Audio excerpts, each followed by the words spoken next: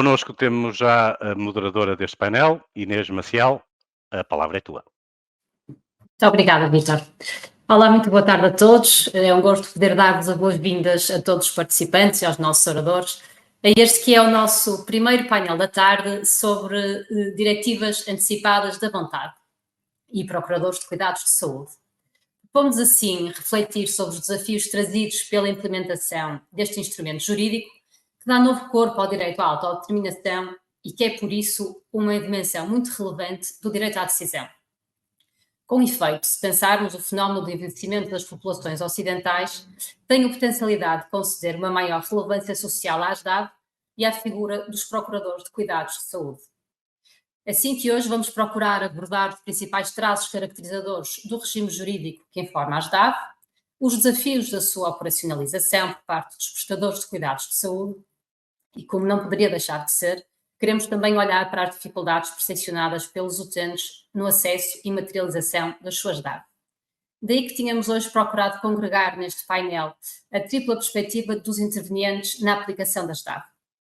Vamos assim, por um lado, ouvir quem é chamado a aplicar a legislação vigente e a garantir o direito de decisão dos utentes, contribuindo também para o conhecimento do quadro normativo aplicável e para a informação e, importante ainda, capacitação de todos os intervenientes no processo de atendimento. Para isso, e em representação da entidade reguladora da saúde, temos hoje connosco os meus colegas a doutora Teresa Santos e o doutor Hugo Ferreira. São ambos licenciados em Direito e exercem funções de técnicos superiores de regulação especialistas na entidade reguladora da saúde. A doutora Teresa Santos está afeta ao departamento do utente e o doutor Hugo Ferreira ao departamento de intervenção administrativa e sancionatória. Por outro lado, queremos também ouvir quem tem a seu cargo a aplicação efetiva das DAV em contexto clínico e que responde também pela estrutura administrativa que suporta a sua implementação, no caso, os balcões Rentev. Convidamos, por isso, o professor António Taveira Gomes, em representação da Unidade Local de Saúde de Matosinhos, da qual é presidente do Conselho de Administração. Por fim, e não menos importante, queremos ouvir quem contribui para o processo de capacitação e de consciencialização dos utentes para a possibilidade de outorga das DAV, funcionando muitas vezes como mecanismo de intermediação entre prestadores e utentes e facilitando a sua articulação mútua.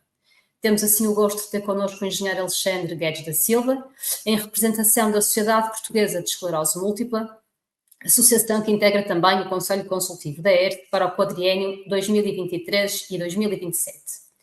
Feita que está a apresentação do nosso painel, gostaria apenas de dar uma pequena nota metodológica. Relativamente à agenda que nós tínhamos publicitado no nosso programa, teremos apenas que trocar a ordem da apresentação do engenheiro Alexandre Guedes da Silva da SPEM, que por constrangimentos de horário terá que nos deixar mais cedo. Por uma questão de coerência das apresentações também, começaremos por ouvir a minha colega, a doutora Teresa Santos, para enquadramento do regime jurídico das DAV, passando depois a palavra ao engenheiro Alexandre Guedes da Silva. Muito obrigada a todos e, Teresa, a palavra é tua. Muito obrigada. Obrigada, Inês, e antes de mais agradecer a todos a vossa presença e cumprimentar os restantes membros deste segundo painel que agora inicia. Vou então apresentar e falar-vos um pouco sobre diretivas antecipadas de vontade e procuradores de cuidados de saúde.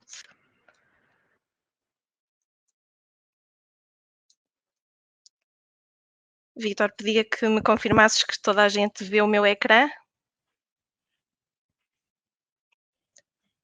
Sim? Pronto, vamos então falar um pouco sobre as diretivas antecipadas de vontade, procuradores de cuidados de saúde e, em primeiro lugar, faremos um enquadramento, depois passaremos às diretivas antecipadas de vontade, designadamente sob a forma de testamento vital, e para abreviar um pouco, por vezes vocês podem me ouvir utilizar a expressão DAV nesta apresentação, significa isso mesmo, diretiva antecipada de vontade, e falaremos também dos procuradores de cuidados de saúde e, por fim, do nosso RENTEV, o nosso Registro Nacional do Testamento Vital. Passando a um breve enquadramento aos utentes dos serviços de saúde, isto foi um tema que já tem vindo a ser falado durante o dia de hoje, é reconhecido um importante direito, o importante direito à decisão, o direito de facto, decidirem se querem aceitar ou recusar uma determinada prestação de cuidados de saúde. E no nosso ordenamento jurídico, no ordenamento jurídico português, os utentes podem efetivamente decidir, mesmo no caso de em determinado momento se encontrarem numa situação de incapacidade de manifestar a sua vontade. A consagração deste direito à decisão reflete, portanto, este respeito absoluto pela autonomia da pessoa, e quando falamos em diretivas antecipadas de vontade, em DAVs, falamos de uma autonomia que se pode dizer projetada, ou seja, projetada para o futuro, para um momento em que a pessoa se encontra no futuro incapaz de decidir. E reflete ainda um respeito pela autodeterminação da pessoa em matéria de cuidados de saúde, o que tem como consequência, como é óbvio, a proteção da sua dignidade. E tendo como base esta ideia, este princípio fundamental da dignidade, importa referir desde logo a nossa Constituição, a Constituição da República Portuguesa, que logo no seu artigo 1º, e daqui resulta, obviamente, a importância deste princípio, estabelece o princípio fundamental da dignidade da pessoa humana. Outro instrumento que temos de ter em conta nestas matérias é a Convenção sobre os Direitos do Homem e a Biomedicina, que estabelece, como podem ver no ponto primeiro deste slide, o primado do ser humano, ou seja, estabelece que o interesse e o bem-estar do ser humano devem prevalecer sobre o interesse único da sociedade ou da ciência. Diz ainda esta Convenção que a vontade anteriormente manifestada no tocante a uma intervenção médica por um paciente que no momento da intervenção não se encontra em condições de expressar a sua vontade, será tomada em conta. Portanto, abre-se deste modo as portas para a existência das diretivas antecipadas de vontade. Não menos importante, a nível interno, temos a nossa Lei de Bases da Saúde, aprovada em 2019, que na sua base 2 diz, em primeiro lugar, que todas as pessoas têm direito a ser informadas de forma adequada, de forma acessível, objetiva, completa e inteligível, ou seja, perceptível, sobre a sua situação, o objetivo, a natureza, as alternativas possíveis, os benefícios, os riscos das intervenções propostas e ainda a evolução provável do seu estado de saúde em função do plano de cuidados a adotar, o que permitirá, de facto, à pessoa tomar decisões livres, esclarecidas e, quem sabe, e é este o tema central do nosso painel, programar, se assim quisermos dizer, a sua vida, planeando com antecedência os cuidados que quer ou não quer receber no futuro numa situação de incapacidade. Diz ainda a Lei de Bases da Saúde que todas as pessoas têm direito a decidir, mais uma vez a tónica aqui no direito à decisão, livre e esclarecidamente e a todo o momento sobre os cuidados de saúde que lhes são propostos e ainda frisa a nossa lei que as pessoas têm direito a emitir diretivas antecipadas de vontade e ainda a nomear procuradores de cuidados de saúde. Já a Lei número 15 de 2014, de 21 de março, que veio consolidar, como também já foi abordado aqui nas jornadas, que veio consolidar a legislação em matéria de direitos e deveres do utente dos serviços de saúde, estabelece que o consentimento ou a recusa da prestação dos cuidados de saúde devem ser declarados de uma forma livre e esclarecida, sempre a tónica no esclarecimento, na liberdade, na autodeterminação, salvo disposição especial da lei, e ainda dispõe que o utente dos serviços de saúde pode, em qualquer momento da prestação de cuidados de saúde, e aqui friso em qualquer momento, revogar o seu consentimento e veremos mais à frente a relevância efetiva desta possibilidade. Em 2017, a ERSE publicou um estudo sobre literacia em direitos dos utentes dos cuidados de saúde. Durante hoje a sessão da manhã, a minha colega Luísa e o meu colega António falaram sobre um dos estudos que a ERSE produziu, este é outro deles. Podem consultá-lo no link que aqui vos deixo. E este estudo foi baseado em questionários e avaliou os níveis de literacia em direitos dos utentes. Avaliou os níveis de literacia nestas matérias, quer dos utentes, quer dos profissionais do setor da saúde, sejam eles clínicos ou administrativos, e ainda avaliou a capacidade destes profissionais em transmitir informação nesta matéria.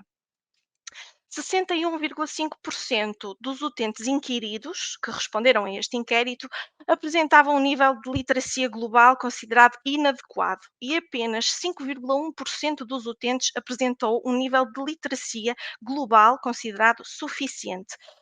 Já quando passamos para o gráfico da direita e analisamos os profissionais do setor da saúde, verificamos que 36,6% dos profissionais de saúde e 39,8% dos profissionais administrativos possuíam, à data, uma literacia global considerada problemática. E uma das perguntas deste questionário era esta que aqui vem: o que é o testamento vital? Como vemos ali na primeira coluna, 57,7% dos respondentes selecionou a resposta correta. No entanto, aqui cumpre-me fazer a seguinte ressalva: 67,1% dos utentes que foram inquiridos, que responderam a este inquérito, tinham respondido a uma pergunta anterior e nessa pergunta já tinham afirmado que não tinham nenhum conhecimento sobre o testamento vital. Portanto, os dados que aqui vemos são só daqueles utentes que referem que efetivamente conhecem que eles achavam que seria o testamento vital. Por isso, estes utentes que disseram anteriormente que não sabiam o que era um testamento vital foram retirados desta questão e, por conseguinte, se os considerarmos como tendo um conhecimento inadequado, concluímos que apenas 19%, uma percentagem muito baixa, efetivamente, 19% do total de utentes inquiridos é que sabe efetivamente o que é um testamento vital. A ERSE também recebeu reclamações relacionadas com diretivas antecipadas de vontade. Com data de ocorrência em 2022, temos identificadas 17 reclamações, em 2023, 14 e até ao momento, em 2024, 5 reclamações. Já no que respeita a pedidos de informação, aos quais também respondemos, provenientes de utentes e de prestadores de cuidados de saúde e outros agentes relevantes no nosso sistema de saúde, e pedidos de informação que recebemos quer por escrito, quer por telefone, através da nossa linha de apoio. Em 2022, relacionados com diretivas antecipadas de vontade, respondemos a um total 2022 para 2023, como conseguem visualizar, verificou-se um aumento até considerável, foram respondidos um total de 14 pedidos de informação e no primeiro trimestre de 2024 recebemos 2 pedidos de informação sobre esta temática. Estes números que vos apresentei, quer das reclamações do slide anterior, quer destes pedidos de informação, ilustram também eles a importância e a necessidade de estarmos aqui hoje e de estarmos a falar sobre este tema das diretivas antecipadas de vontade e dos procuradores de cuidados de saúde, que para muita gente acreditamos que ainda seja desconhecido, e por isso, mais uma vez, estes números ressaltam essa necessidade e importância. Vamos passar então para as diretivas antecipadas de vontade, designadamente sob a forma de testamento vital. O que é uma diretiva antecipada de vontade sob a forma de testamento vital? Esta resposta é-nos dada pela nossa legislação, que diz que é um documento unilateral, livremente revogável a qualquer momento pelo próprio, e no qual uma pessoa maior de idade e capaz, aqui já estamos a adiantar-vos alguns requisitos de capacidade, uma pessoa maior de idade e capaz manifesta de uma forma antecipada a sua vontade, que se quer consciente, livre e esclarecida, no que respeita aos cuidados de saúde que deseja receber ou até que não deseja receber, no caso de, por qualquer razão, por qualquer motivo, se encontrar incapaz de expressar a sua vontade pessoal e autonomamente.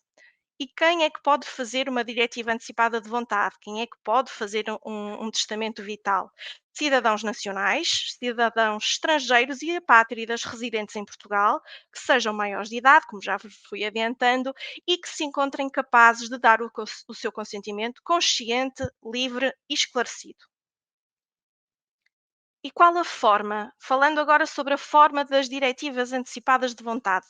Como vos disse anteriormente, as DAV são documentos, portanto, são formalizadas através de um documento escrito, assinado presencialmente ou perante um funcionário devidamente habilitado do Registro Nacional do Testamento Vital, RENTEV, de que falaremos adiante, ou assinado perante um notário, portanto, reconhecida por um notário, e desse documento deve constar vários requisitos, desde logo, como não podia deixar de ser, a identificação completa do outorgante, o lugar, a data e a hora da sua assinatura, as situações clínicas em que as diretivas antecipadas de vontade produzem efeitos, por exemplo, falamos de situações em que foi por exemplo, diagnosticada à pessoa uma doença incurável em estado terminal, em fase terminal, situações em que não existem expectativas de recuperação na avaliação clínica feita pelos membros da equipa médica responsável pelos cuidados, de acordo com as leis artis, com as boas práticas médicas em vigor, ou, por exemplo, situações de inconsciência por doenças neurológicas, psiquiátricas, irreversíveis, eventualmente complicadas por outras intercorrências respiratórias, renais, cardíacas, entre outras. Devem também constar as opções e instruções relativas a cuidados de saúde que o outorgante deseja ou não receber, no caso de se encontrarem em alguma das situações referidas neste ponto anterior que agora expus, e também deve constar as declarações de renovação, as renovações, as alterações ou revogação das diretivas antecipadas de vontade, caso existam. A Lei 25/2012, de 16 de julho, como já vos disse, é o diploma que rege esta matéria. Não obriga, e isto é muito importante de reter, não obriga ao uso do modelo de diretiva antecipada de vontade que foi aprovado depois posteriormente por uma portaria, a portaria 104/2014, de 15 de maio. No entanto, o seu uso é altamente recomendado, uma vez que, ao utilizar o modelo, a informação é guardada de forma estruturada e facilita-se assim o processo de criação da DAV, da Diretiva Antecipada de Vontade, por parte do utente e, por outro lado, muito importante também, porque é para isso que elas servem, também assim se facilita, através do recurso a este modelo, o processo de consulta por parte dos médicos no momento da prestação de cuidados de saúde. Portanto, estamos aqui a falar de um modelo de DAV que é facultativo, mas altamente recomendado. E que disposições é que podem constar das diretivas antecipadas de vontade? Ou seja, que vontades, que devem ser claras e inequívocas por parte do outorgante, é que podem ser contempladas? O elenco que aqui vê neste slide é meramente exemplificativo e é o que consta da lei. Ora, não ser submetido a tratamento de suporte artificial das funções vitais, é logo o primeiro ponto. Não ser submetido a tratamento fútil, inútil ou desproporcionado no seu quadro clínico e de acordo com as boas práticas profissionais, nomeadamente no que concerne a medidas de suporte básico de vida e a medidas de alimentação e hidratação artificiais que apenas visem retardar o processo natural de morte. Já vamos falar um bocadinho sobre o que é isto do processo natural de morte e para que é que serve a DAV na sua essência. Receber os cuidados paliativos adequados ao respeito pelo seu direito a uma intervenção global no sofrimento determinado por doença grave ou irreversível em fase avançada, incluindo uma terapêutica sintomática apropriada, e também poderão constar não ser submetido, vontades de não ser submetido a tratamentos que se encontrem em fase experimental e autorizar ou recusar a participação em programas de investigação científica ou ensaios clínicos. Como exemplos, posso dizer-vos ainda que podemos recusar uma reanimação cardiorrespiratória, recusar, por exemplo, quimioterapia, não autorizar a administração de sangue ou derivados, e aqui deixo, digamos assim, para o meu colega Hugo, que vos falará sobre isso em seguida. Receber medidas paliativas, hidratação oral mínima ou subcutânea. Também podemos dispor que queremos que sejam administrados fármacos necessários para controlar com efetividade dores, outros sintomas que possam causar mal-estar e angústia. Também podemos dizer que queremos receber assistência religiosa quando se decide interromper meios artificiais de vida, e aqui falamos de qualquer confissão religiosa, e até mesmo podemos dizer que queremos ter junto de nós, por tempo adequado, e quando se decide interromper meios artificiais de vida a uma determinada pessoa, e solicitar até que os momentos finais sejam passados na nossa casa. Portanto, temos aqui limitações de tratamentos, recusas de tratamentos, mas também temos expressão de vontades de manutenção de esforços terapêuticos, de aceitação de tratamentos. É esta a natureza das disposições que podem constar da DAV. O legislador português consagrou, no entanto, um conjunto de limites, como não poderia deixar de ser, que devem obedecer às diretivas antecipadas de vontade. Deste modo, não produzem qualquer efeito, ou seja, são juridicamente inexistentes as DAV que sejam contrárias à lei, à ordem pública ou que determinem uma atuação contrária às boas práticas médicas, como por exemplo, pensamos aqui em situações extremas, situações de homicídio a pedido da vítima ou de ajuda ao suicídio. São proibidas as DAV cujo cumprimento possa provocar deliberadamente a morte não natural e evitável, isto porque a morte que advém da obediência a uma diretiva antecipada de vontade deverá ser sempre o resultado de um processo que se quer natural e inevitável, diante do qual já nada ou muito pouco nós podemos fazer. Portanto, é para isso que servirá a nossa diretiva antecipada de vontade. E são ainda proibidas as DAV em que o outorgante não tenha expressado clara e inequivocamente a sua vontade, ou seja, quando a DAV está mal redigida, com termos vagos, com ambiguidades, também isso não é permitido. Vejamos agora qual a eficácia da diretiva antecipada de vontade. Caso exista uma DAV, uma diretiva antecipada de vontade, sob a forma de testamento vital ou uma procuração de cuidados de saúde, a equipa de profissionais de saúde que nos vai atender deve respeitar o seu conteúdo e deve anexá-las ao processo clínico do outorgante, ou seja, de quem fez a diretiva antecipada de vontade. Para tal, os profissionais de saúde responsáveis pela prestação de cuidados de saúde a uma pessoa que está, naquele momento, incapaz de expressar de forma livre e autónoma a sua vontade, devem sempre consultar o RENTEV, o Registro Nacional do Testamento Vital, por forma a averiguar se existe algum documento de diretivas antecipadas de vontade ou até uma procuração de cuidados de saúde que lá estejam registados. No entanto, queria dizer-vos que a DAV também pode ser entregue à equipa responsável pela prestação de cuidados de saúde, quer pelo outorgante ou pelo procurador de cuidados de saúde, na hipótese de não estar registada no RENTEV, mas a este assunto voltaremos, chegaremos a tocar mais lá à frente na minha apresentação. Ainda sobre a eficácia da diretiva antecipada de vontade, importa dizer que este documento, há situações em que este documento não deve ser respeitado. A lei previu essas situações. Não deve ser respeitado quando se comprove que o outorgante não desejaria mantê-la. Estamos aqui a falar de factos concludentes, atendíveis, ou seja, com recurso a uma panóplia de elementos, como informações de familiares, informações de amigos, que permitam formular a presunção de que o outorgante já não quereria manter a DAV naquela circunstância.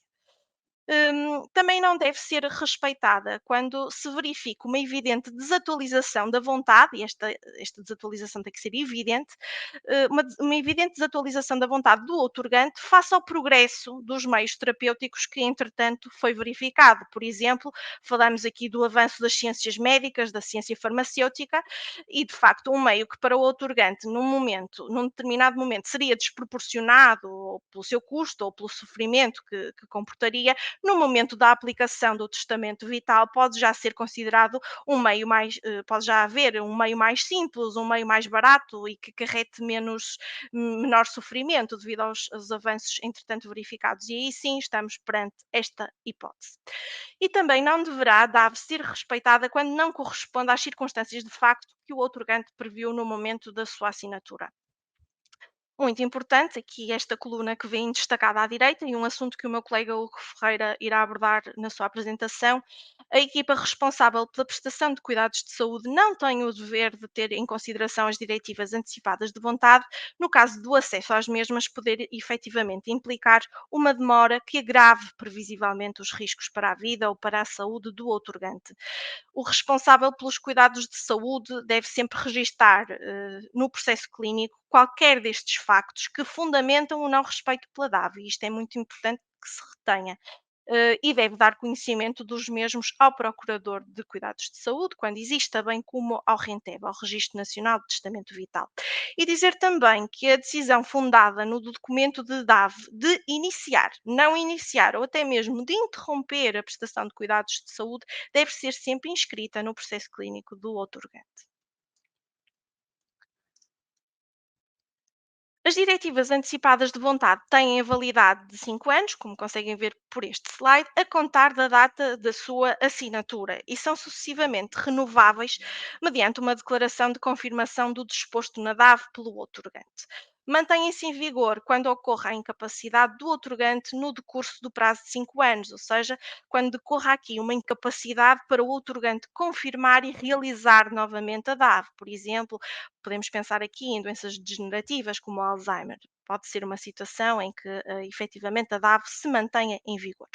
E até 60 dias antes de concluído este prazo de 5 anos, os serviços do Rentev devem informar por escrito o outorgante da DAV, e caso exista o seu procurador de cuidados de saúde, da data de caducidade do documento, para que o outorgante esteja então ciente de que ele vai terminar a sua validade e para tomar as providências necessárias. E pode uma diretiva antecipada de vontade ser modificada e revogada? A resposta é sim, pode. A diretiva antecipada de vontade é livremente revogável, é livremente modificável, quer no todo, quer em parte, a qualquer momento pelo seu autor. E sempre que seja introduzida uma modificação à DAV, o seu prazo de eficácia é renovado. Além disso, o outorgante pode, a qualquer momento e através de uma mera declaração oral ao responsável pela prestação de cuidados de saúde, modificar ou revogar o seu documento de DAV, devendo esse facto ser novamente inscrito no processo clínico, no RENTEV, quando aí esteja registada a DAV, e comunicado ao Procurador de Cuidados de Saúde, quando exista. Esta é uma hipótese muito importante que todos nós devemos conhecer, efetivamente. Já falamos das diretivas antecipadas de vontade, designadamente sob a forma de testamento vital, vamos agora abordar os procuradores de cuidados de saúde. O procurador de cuidados de saúde é uma pessoa que detém poderes que são poderes representativos para decidir sobre os cuidados de saúde a receber ou a não receber pelo outorgante, mais uma vez, quando este se encontra incapaz de expressar a sua vontade de uma forma pessoal e autónoma. Só podem nomear e ser nomeadas procuradoras de cuidados de saúde as pessoas que preenchem os requisitos para fazer uma diretiva antecipada de vontade, ou seja, os maiores de idade e que se encontrem capazes de dar o seu consentimento consciente, livre e esclarecido. No entanto, há pessoas que não podem de todo ser nomeadas procuradoras de cuidados de saúde. É o caso dos funcionários do RENTEV, do Registro Nacional de Testamento Vital, ou do cartório notarial que intervenham na elaboração de uma diretiva antecipada de vontade de um determinado outorgante. E é também o caso dos proprietários e gestores de entidades que administram ou prestam cuidados de saúde que não tenham relação familiar com o outorgante. Se a tiverem, já poderão ser nomeados seus procuradores de cuidados de saúde. Nomeados os procuradores de cuidados de saúde, certamente já saberão a resposta a isto, são nomeados através de uma procuração de cuidados de saúde. A procuração é um documento pelo qual se atribui a uma pessoa, voluntariamente e de forma gratuita, poderes representativos em matéria de cuidados de saúde, para que aquela os exerça no caso de o outorgante se encontrar, novamente, incapaz de expressar de forma pessoal e autónoma a sua vontade. Esta procuração pode distinguir-se por várias causas: pela mera vontade do outorgante, ou seja, pela livre revogação pelo outorgante, por renúncia do procurador, que deve informar por escrito o outorgante dessa renúncia, ou então por uma decisão de um tribunal que eventualmente instaure o acompanhamento de maiores, no âmbito do regime do maior acompanhado. No que respeita aos efeitos da representação, as decisões tomadas pelo Procurador de Cuidados de Saúde, dentro dos limites dos poderes representativos que lhe competem, devem ser respeitadas pelos profissionais que prestam cuidados de saúde ao outorgante. Se houver um conflito entre as disposições formuladas no documento de diretivas antecipadas de vontade e a vontade do Procurador de Cuidados de Saúde, naturalmente que prevalece a vontade do outorgante expressa naquele documento. O Procurador de Cuidados de Saúde deverá, deste modo, interpretar sempre a suposta vontade do representado, do outorgante, em tempo real, e este é o grande ponto forte da procuração de cuidados de saúde, e deverá interpretar esta suposta vontade de acordo com os valores, com os objetivos do outorgante, caso o outorgante não tenha delimitado os poderes que confere ao Procurador de Cuidados de Saúde, porque pode fazê-lo. Ou seja, o padrão de atuação do procurador terá sempre de ser o do interesse exclusivo do representado. E notem que o outorgante, como já adiantei, pode optar pela subscrição da diretiva antecipada de vontade, só fazer um testamento vital, pode optar apenas pela designação do procurador de cuidados de saúde ou poderá optar pela subscrição de ambos. Portanto, muito relevante também esta hipótese. Por fim, o RENTEV, o Registro Nacional do Testamento Vital. O RENTEV é um sistema de informação que tem a finalidade de recepcionar, registar, organizar e manter sempre atualizada a informação e documentação relativas ao documento de diretivas antecipadas de vontade, sob a forma de testamento vital e também relativamente à procuração de cuidados de saúde. O registro no RENTEV tem um valor meramente declarativo, ou seja, não tem valor constitutivo. O registro no RENTEV visa, sim, dar publicidade às diretivas antecipadas de vontade. Por conseguinte, estas diretivas, as diretivas antecipadas de vontade sob a forma de testamento vital ou as procurações de cuidados de saúde, que também são uma modalidade de diretiva antecipada de vontade, que não estejam registadas no RENTEV são igualmente eficazes, desde que tenham sido, obviamente, corretamente formalizadas nos termos que vos expus anteriormente. De facto, o utente pode ter sempre consigo no seu bolso a sua DAV em papel, com a assinatura devidamente reconhecida por notário. No entanto, a garantia de que o médico assistente, quer seja o médico do setor público ou o médico do setor privado, esta garantia de que o médico assistente tem conhecimento de que existe efetivamente um testamento vital válido ou uma procuração de cuidados de saúde e a cumpre, apenas pode ser dada caso esta esteja registada no RENTEV, e daí a importância deste registro nacional. O registro pode ser feito através de dois meios. O documento de DAV pode ser entregue em mãos pelo próprio outorgante num balcão RENTEV e, neste caso, pode, nesse momento da entrega, ser feita a sua assinatura e ser reconhecida a sua assinatura pelo funcionário do RENTEV. Para isso, deve estar munido do seu documento de identificação. E o documento de DAV pode também ser enviado, segundo a modalidade, pode também ser enviado por correio registado e, neste caso, a assinatura deve estar já reconhecida por um notário.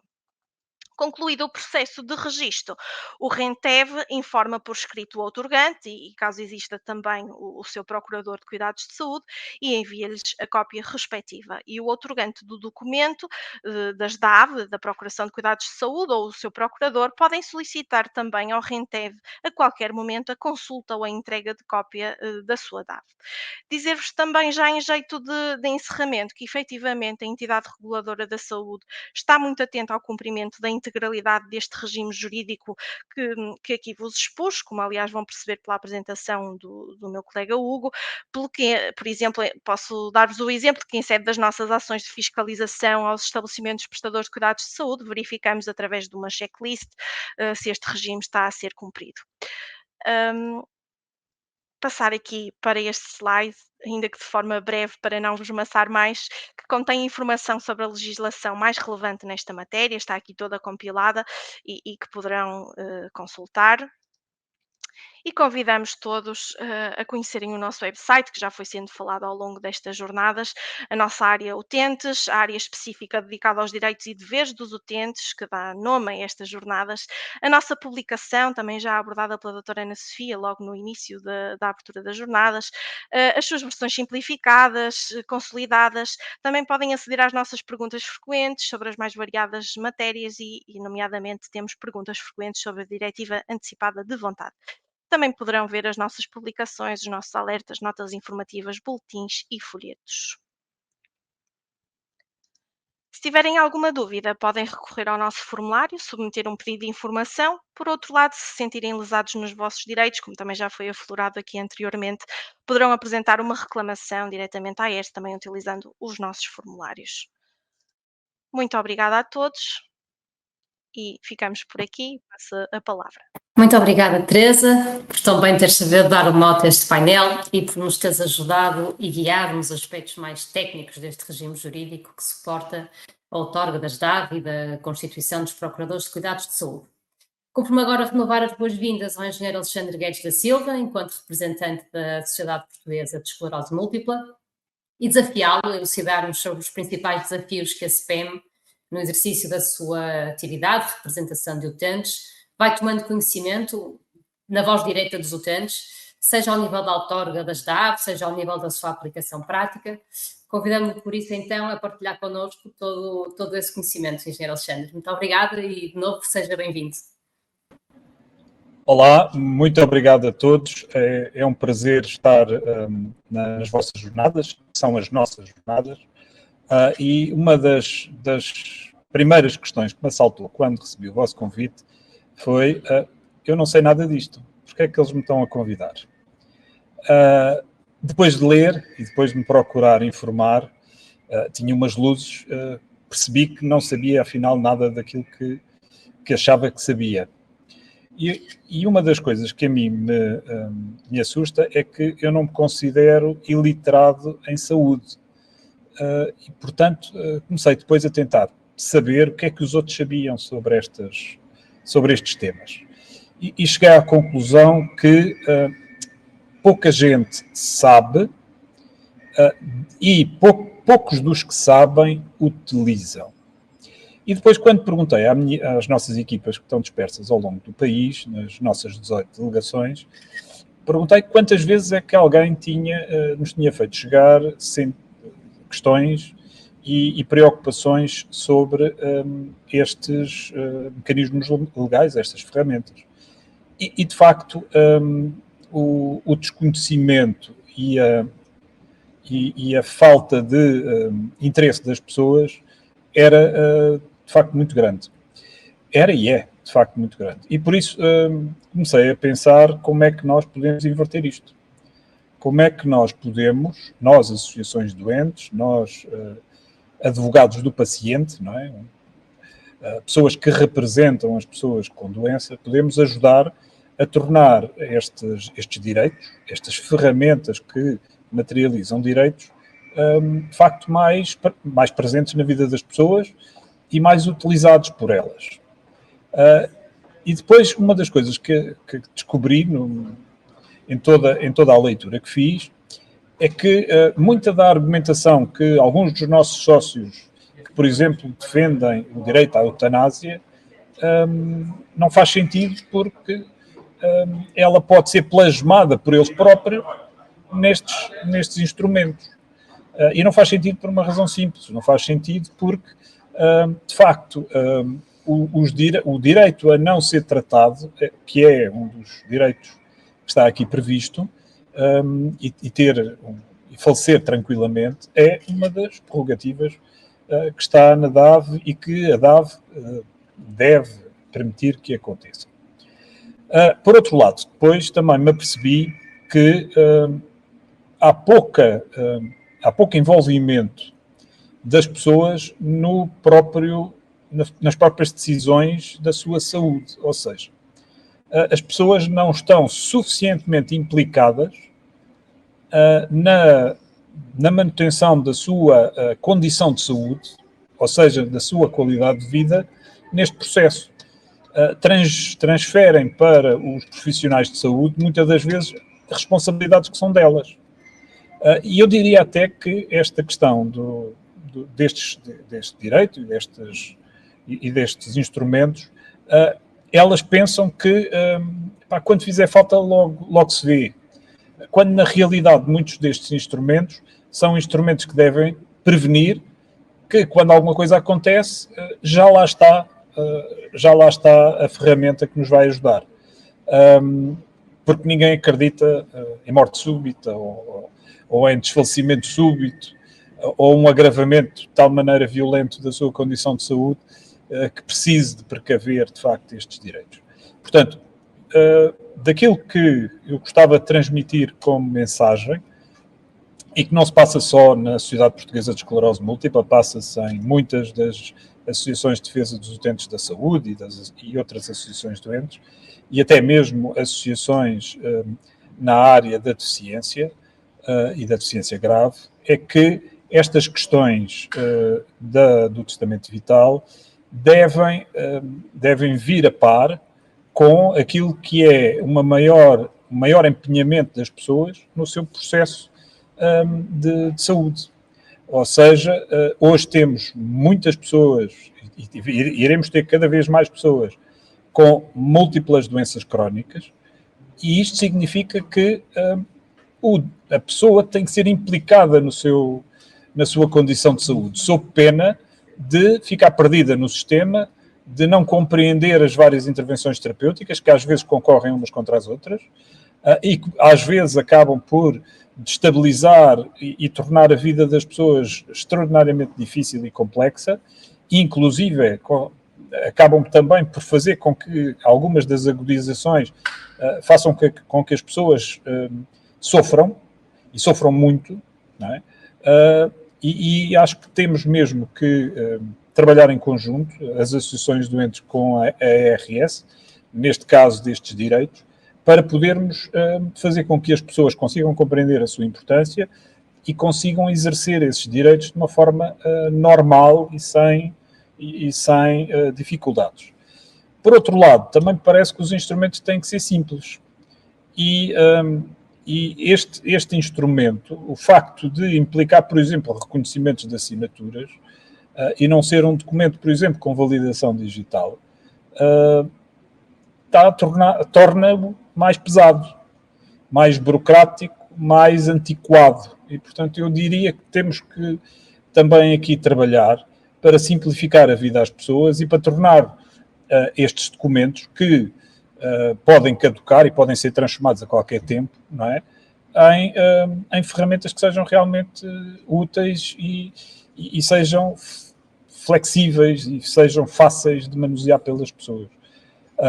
Eu penso que estamos aqui numa altura em que o digital vai entrar, ou está a entrar mesmo a sério na saúde, e, portanto, também aqui nós temos que saber utilizar o digital, saber validar digitalmente estes documentos, sem ter que o fazer à antiga portuguesa, que nos dias de hoje, sobretudo para as gerações mais novas, já não faz sentido nenhum, nem faz qualquer, nem tem interesse. Além disso, é oneroso para a pessoa. E é bom que nós entendamos que nesta área da saúde o peso do custo da saúde está cada vez mais em cima dos cidadãos, e isso, a prazo, está a tornar incomportável aquilo que nós somos capazes de despender do nosso bolso em prol destas ferramentas e destes instrumentos. E, portanto, tudo deve ser conduzido para simplificação e não para complicação. Por outro lado, também nos parece que os vários registros e as várias instituições têm que ser mais proativas e não podem ser passivas. Ou seja, acabei agora de ouvir que o Rentev não tem que ter necessariamente todos os registros. Ora, eu acho que isso é muito mau, porque deve obrigatoriamente ter todos, até porque os deve disponibilizar depois de uma forma simples a quem deles necessitar e no enquadramento que necessitar. Porque se são documentos que podem ser digitais, deve haver um repositório digital, que alguém tem que ser o curador, e neste caso a Rentev deve ser esse curador, de maneira a que tudo isto fique acessível e não seja necessário levar um papel no bolso. E, sobretudo, um papel com reconhecimento de assinatura quando é o próprio que leva. Portanto, isto faz assim pouco sentido. Posso ser eu que sou engenheiro, que sou prático, mas peço desculpa aos juristas, mas simplifiquem, por favor. As associações de doentes agradecem, os utentes da saúde agradecem e espero ter lançado aqui alguns temas que estimulem o debate e consigam trazer este tema, de facto, para a discussão e, sobretudo, tirá-lo do desconhecimento. Eu hoje considero que este é um tema que está completamente aliado, ou, aliás, as pessoas estão completamente aliadas dele. E não devia ser assim. Este tema devia ser um tema importante, até porque nós sabemos que a fase da nossa vida em que nós precisamos destes instrumentos é normalmente a fase da nossa vida em que o consumo de saúde e o impacto nos serviços de saúde é maior e, portanto, muitas das vezes é maior sem que nós queiramos, não é? E pode propiciar, por exemplo, a exacerbação terapêutica que é inútil e e que não traz nada de relevante para a pessoa. Muito obrigado. Obrigada a nós, Engenheiro Alexandre. Estamos precisamente aqui hoje a tentar contribuir para a quebra desse ciclo de alheamento.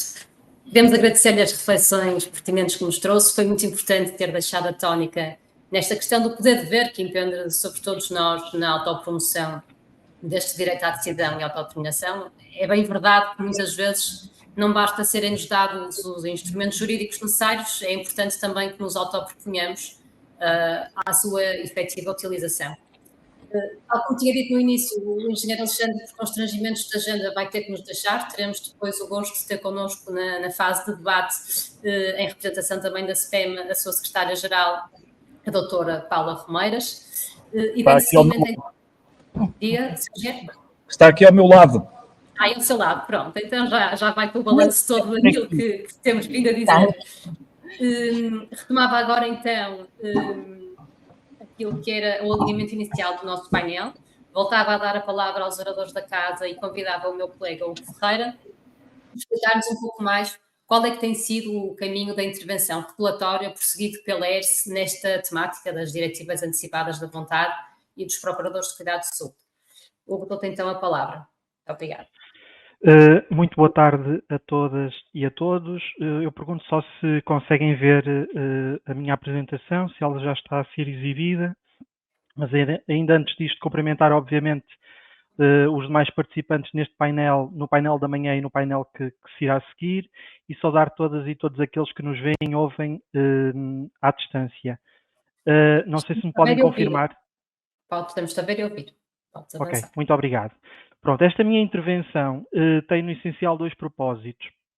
Em primeiro lugar, complementar a exposição que a minha colega Teresa Santos acabou de fazer sobre o regime jurídico das diretivas antecipadas de vontade e, por outro lado, acrescentar-lhe uma perspectiva prática que resulta do cotidiano da ERSE, em particular daquela que tem sido a nossa intervenção, nossa também, Departamento de Intervenção Administrativa e Sancionatória da ERSE, do qual faço parte, em alguns processos de inquérito em que esta problemática se colocou. Dito isto, esta minha intervenção irá aflorar no essencial dois tópicos. Em primeiro lugar, uma breve incursão sobre o tipo de situações que têm chegado ao conhecimento da ERSE relacionadas com o regime jurídico das diretivas antecipadas de vontade, e posso antecipar que, grosso modo, estamos perante casos de situações de utentes que outorgaram diretivas antecipadas de vontade, através das quais manifestaram a sua intenção no sentido de recusar a administração ou a transfusão de sangue e derivados para fins terapêuticos e fizeram-no por motivos religiosos. Em segundo lugar, escalpelizar com mais detalhe uma situação específica deste tipo, que foi apreciada no âmbito de um processo de inquérito que correu termos na ERSE e no qual a principal questão que se suscitava, que foi apreciada, tinha que ver com o regime jurídico das diretivas antecipadas de vontade, outorgadas por um utente que se encontre em urgência ou em perigo imediato para a sua vida. Começando então pelo primeiro tópico a aflorar nesta minha apresentação, e tal como já antecipei, na maioria das situações em que a problemática das diretivas antecipadas de vontade tem chegado ao conhecimento da ERSE, elas reportam-se a casos de utentes que outorgaram este documento e, nesse mesmo documento, manifestaram a sua intenção de recusarem a administração ou a transfusão de sangue e derivados para fins terapêuticos, tomando essa decisão considerando as suas convicções religiosas. E nós fazemos esta menção aqui por razões pedagógicas, até inclusive para os prestadores de cuidados de saúde. Isto porquê? Porque, de facto, a informação aqui que é relevante é, por um lado, a recusa por parte do utente na realização de um determinado procedimento terapêutico e, por outro, que a importância dessa decisão se fundar nas convicções religiosas desse mesmo utente. No entanto, da experiência regulatória da ERSE, tivemos já situações em que os profissionais de saúde e os prestadores de cuidados de saúde, ao invés de registarem no processo clínico dos utentes estes mesmos dois factos relevantes, acabam por fazer algo diferente e contrário ao regime jurídico vigente. Aquilo que fazem é, e passo a citar, registram a concreta religião professada por estes mesmos utentes, ou seja, escrevem que o utente recusa este procedimento terapêutico porque é testemunha de Jeová. Ora, um profissional de saúde ou um prestador de cuidados de saúde que proceda nestes termos, que proceda ao registro desta informação no processo clínico do utente, processo clínico do utente que está à disposição quer do profissional de saúde que faz esse registro, quer de outros que eventualmente possam prestar cuidados também ao utente. Um profissional de saúde que proceda nestes termos, como diria, está a violar desde logo dois direitos fundamentais dos utentes de saúde. Por um lado, o direito ao tratamento de dados pessoais e, por outro, o direito à reserva da vida privada. Dois direitos que se encontram expressamente consagrados na Lei de Bases da Saúde e também na Lei 15 de 2014, 21 de março. Em segundo lugar, um profissional de saúde ou um prestador de cuidados de saúde que atua nestes termos está também a violar o princípio da necessidade de conhecer a informação, que é o princípio norteador do tratamento de dados pessoais, em particular de dados pessoais sensíveis, como são os dados de saúde. E nessa medida, esse profissional de saúde e esse prestador de cuidados de saúde poderá também estar sob a alçada da Comissão Nacional de Proteção de Dados. Em último lugar, um prestador de cuidados de saúde que incorra neste erro de registar a específica religião professada pelos utentes estará também a colocar em xeque a própria liberdade de consciência, de religião e de culto destes mesmos utentes nos termos em que ela é consagrada na Lei da Liberdade Religiosa. Ora, diante das situações deste tipo que a ERSE apreciou, nós destacamos aqui dois casos distintos que foram apreciados no âmbito dos processos de inquérito autónomos. O primeiro caso, o caso do processo de inquérito número ER 111-2019, o problema colocou-se no âmbito de uma prestação de cuidados de saúde programada, nomeadamente uma cirurgia programada. No caso do processo de inquérito número ER 71-2021, o caso era mais complexo porque o problema se colocou no âmbito de uma prestação de cuidados de saúde em contexto de urgência. E será sobre este caso específico que nos iremos deter mais adiante. Antes disso, referir que as decisões proferidas no âmbito destes processos, bem como todas as outras em que são exercidos poderes de supervisão da ERSE, encontram-se disponíveis para consulta no nosso site, seguindo nomeadamente os passos que podem ver identificados na parte inferior deste slide. Reportando-nos agora à análise deste processo de inquérito que referi no slide anterior, o processo de inquérito número R 71-2021, à semelhança do que sucede com muitos outros processos, ele teve origem numa reclamação essa que foi apresentada por uma pessoa que se identificou enquanto procuradora de cuidados de saúde de uma utente.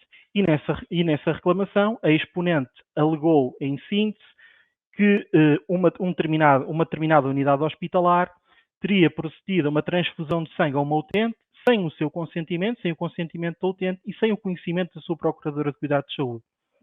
A agravar, esse procedimento terapêutico foi realizado, contrariava a vontade que tinha sido manifestada pela utente em sede de diretiva antecipada de vontade. E, portanto, na posse destes elementos, a ERSE, como disse, procedeu à abertura deste processo de inquérito, no âmbito do qual realizou um conjunto de diligências junto das interessadas, a Procuradora de Cuidados de Saúde e a utente, os prestadores visados e a própria Rentev. E, uma vez concluídas essas diligências, foi possível apurar desde logo dois factos fundamentais. Em primeiro lugar, a utente de facto tinha otorgado uma diretiva antecipada de vontade e à data da prestação de cuidados de saúde, à data em que a utente deu entrada na unidade hospitalar visada, essa diretiva antecipada de vontade encontrava-se válida e eficaz. Nesse documento, a utente manifestava expressamente a sua vontade no sentido de recusar qualquer administração ou transfusão de sangue e derivados, nomeadamente na circunstância de se encontrar incapaz, por algum motivo, de expressar a sua vontade. Por outro lado, esta utente fazia também notar que essa sua vontade deveria prevalecer ainda que os profissionais de saúde ou outros julgassem necessário realizar essa tal administração ou transfusão de sangue para preservar a sua vida. Em segundo lugar, nessa diretiva antecipada de vontade, a utente nomeava, de facto, uma procuradora de cuidados de saúde efetiva e outra suplente. Um segundo facto particularmente relevante que foi possível apurar no âmbito deste processo de inquérito foi que, de facto, tal como tinha sido descrito na reclamação, no decurso da prestação de cuidados de saúde, a utente encontrava-se incapaz de manifestar a sua vontade e os médicos que lhe prestaram cuidados, os médicos que estavam ao serviço da unidade hospitalar visada na reclamação, realizaram, de facto, uma transfusão de concentrado eritrocitário e fizeram sem dar conhecimento à respectiva procuradora de cuidados de saúde. Ora, na posse destes dois factos fundamentais, a questão que se colocava era se estes profissionais de saúde e o prestador de cuidados de saúde no seu todo tinham ou não infringido o disposto no regime jurídico das diretivas antecipadas de vontade. Acontece que para responder a esta questão era preciso considerar estes factos fundamentais que acabei de descrever, mas também outros factos complementares que também se apuraram no âmbito deste processo de inquérito. Por um lado, factos que têm que ver com o conhecimento que os profissionais de saúde que asseguraram a prestação de cuidados e o próprio prestador no seu todo tinham sobre a existência desta diretiva antecipada de vontade e sobre o seu conteúdo específico. E, por outro lado, apurar as eventuais diligências promovidas por estes profissionais de saúde no sentido de obter essa informação. E a este propósito, aquilo que se apurou foi que a utente deu entrada na respectiva unidade hospitalar, ou seja, a unidade hospitalar visada na reclamação, e veio proveniente de uma unidade de cuidados continuados. E nenhuma destas duas entidades tinha conhecimento da existência e do teor da diretiva antecipada de vontade otorgada pela paciente. Por outro lado, a quando da admissão hospitalar, a utente não estava acompanhada pelos procuradores de cuidados de saúde nomeados que pudessem eventualmente informar o prestador de cuidados de saúde que esta utente tinha uma diretiva antecipada de vontade otorgada e que era no sentido de recusar qualquer transfusão ou administração de sangue. Em último lugar, mas não menos importante, apurou-se também que uma das médicas que prestou cuidados a esta utente tentou consultar no registro de saúde eletrónico, nomeadamente na área de profissional, a informação sobre as diretivas antecipadas de vontade, nomeadamente esta diretiva antecipada de vontade otorgada por esta utente, e essa consulta não foi possível por constrangimentos técnicos. A propósito destes constrangimentos técnicos, e porque penso que seria pertinente também conhecer a perspectiva concreta diária dos prestadores de cuidados de saúde, lançava também um repto ao Dr. António Taveira Gomes, no sentido de perceber se são do seu conhecimento constrangimentos técnicos deste tipo, com estas consequências, ou seja, que inviabilizam a consulta de uma diretiva antecipada de vontade, nomeadamente na unidade local de saúde. Em caso afirmativo, se esses constrangimentos técnicos chegaram a ser reportados às autoridades competentes, nomeadamente à Rentev, qual foi o feedback recebido por parte da Rentev. Creio que seria pertinente perceber também essa perspectiva prática da parte dos prestadores de cuidados de saúde.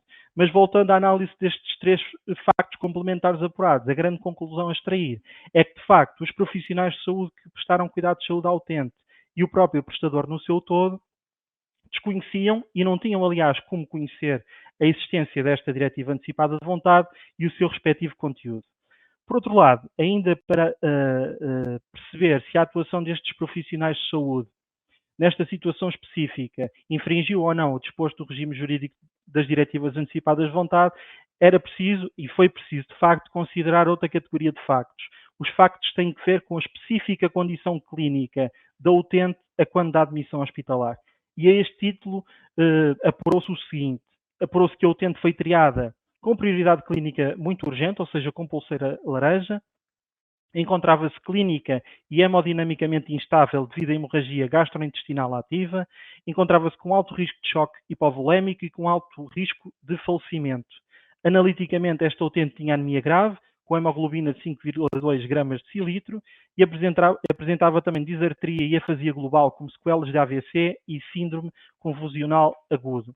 Numa palavra, apurou-se que a equipe médica que prestou cuidados a esta utente, atenta à sua condição clínica, teve de ter uma atuação rápida, célere, decisiva e inadiável no sentido de evitar a morte da paciente.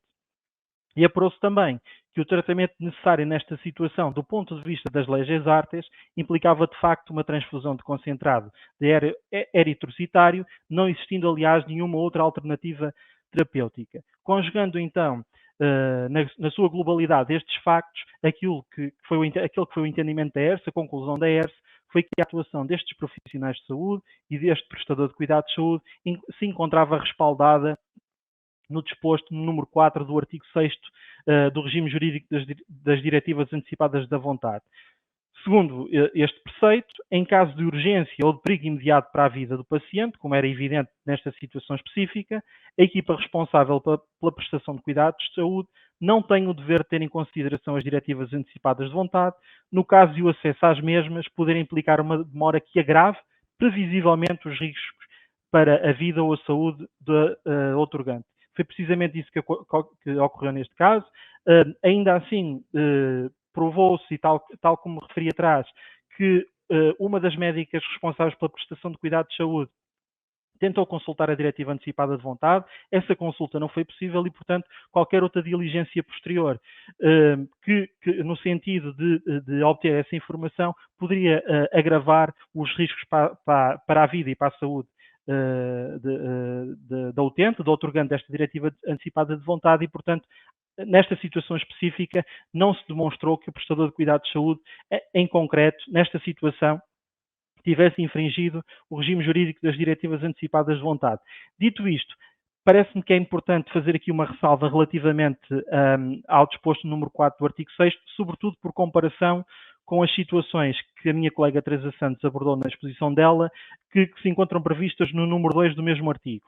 Nesse número 2 estão identificadas um conjunto de situações que, uma vez verificadas, desoneram o prestador de cuidados de saúde e os profissionais de saúde da obrigação de considerarem as diretivas antecipadas de vontade. No entanto, o número 3 do artigo 6º faz expressa menção que no caso de se verificarem as situações previstas no número 2, o profissional de saúde tem aqui uma dupla obrigação. Em primeiro lugar, registar no processo clínico do utente a causa da não consideração das diretivas antecipadas de vontade e, em segundo lugar, dar informação disso mesmo ao respectivo procurador de cuidados de saúde quando ele existir.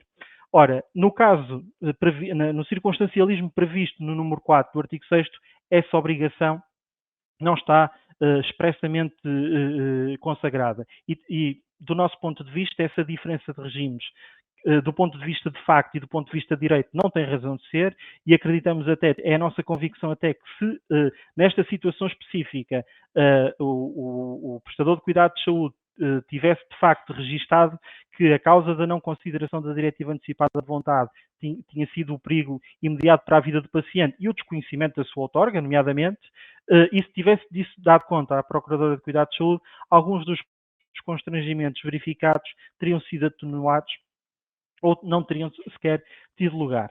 Finalmente, e apesar de se ter considerado que nesta situação específica o prestador de cuidados de saúde não infringiu o regime jurídico das diretivas antecipadas de vontade, da leitura e da análise de alguns dos procedimentos internos que esta unidade hospitalar mantinha em vigor sobre esta matéria, apurou-se que eles eram omissos num ponto fundamental, que era precisamente o de não preverem a atuação dos seus respectivos profissionais de saúde nos casos de urgência e de perigo imediato para a vida do paciente que tivesse outorgado uma diretiva antecipada de vontade. Ou seja, não previam o circunstancialismo previsto no número 4 do artigo 6º do regime jurídico das diretivas antecipadas de vontade. Por essa razão, foi emitida uma instrução da ERS a esse prestador, no sentido de proceder a uma atualização e uma adaptação dos seus procedimentos, uma alteração que incluísse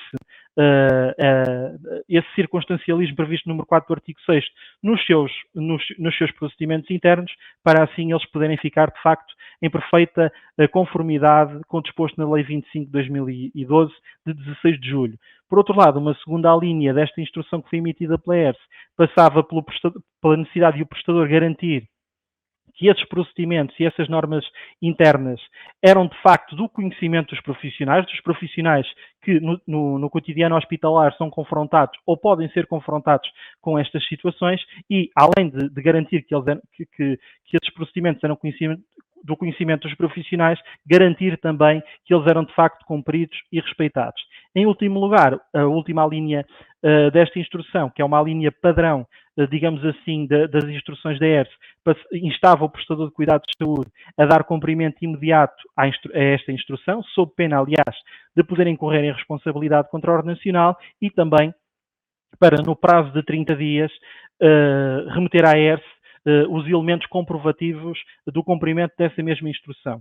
Pois bem, volvidos esses 30 dias úteis, este prestador, de facto, remeteu à ERS cópia daqueles 2 procedimentos revistos, em conformidade com o preconizado na deliberação final proferida no âmbito deste processo de inquérito e demonstrou também ter dado conhecimento dessa nova versão dos seus procedimentos aos seus profissionais de saúde. Numa palavra, este prestador de cuidados de saúde demonstrou, de facto, ter cumprido a instrução que foi emitida pela ERS e, nesse sentido, o processo acabou, entretanto, por ser arquivado por cumprimento desta instrução. E ficava por agora por aqui. Muito obrigada, Hugo, por nos teres testemunhado a experiência relatória da ERSE e, no fundo, por nos teres elucidado sobre os contornos práticos destas situações que são efetivamente reportadas por utentes dos cuidados de saúde. Dar agora a vez ao professor António Taveira Gomes, em representação da Unidade Local de Saúde de Matosinhos, e pedir-lhe que nos testemunhe os desafios práticos ao nível da função assistencial na implementação das DAD e dos regimes dos procuradores de cuidados de saúde. Doutor, tem a palavra. Muito obrigado, muito boa tarde a todos e a todas que nos ouvem e aos que fazem parte deste painel. Muito obrigado então à Câmara da Saúde pela iniciativa e pelo convite, ainda que faça minhas algumas das palavras do engenheiro Alexandre Guedes da Silva, com que de resto disputo a assertividade no sentido de responder aqui a algumas questões e a alguns assuntos de forma bastante resumida, já que além das funções que desempenho na OLS, sou cirurgião e também sou mais assertivo e mais rápido em algumas das coisas que tenho de fazer e comunicar. Eu vou dar aqui uma perspectiva da instituição que consideraria em duas partes, digamos assim, e uma perspectiva também do clínico. Aquilo que foi referido em relação à pouca utilização destas diretivas antecipadas de vontade por parte dos doentes e das pessoas em geral, porque muitas delas nem pensam que virão a ser doentes e, portanto, muitas das vezes resulta disso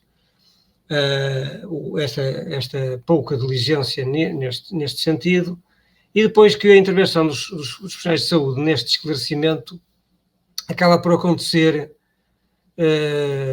muitas das vezes em oportunidades fora do contexto, isto é, no exercício clínico habitual, se não for questão que seja da iniciativa das pessoas, é uma questão de difícil abordagem por profissionais de saúde, porque no contexto de uma prestação de cuidado de saúde parece que estamos a estabelecer logo um prognóstico ao abordar algumas coisas destas, portanto isto tem que ser feito com muito cuidado e sempre por iniciativa das pessoas a querer saber mais informação sobre o assunto e diligências de como podem fazer.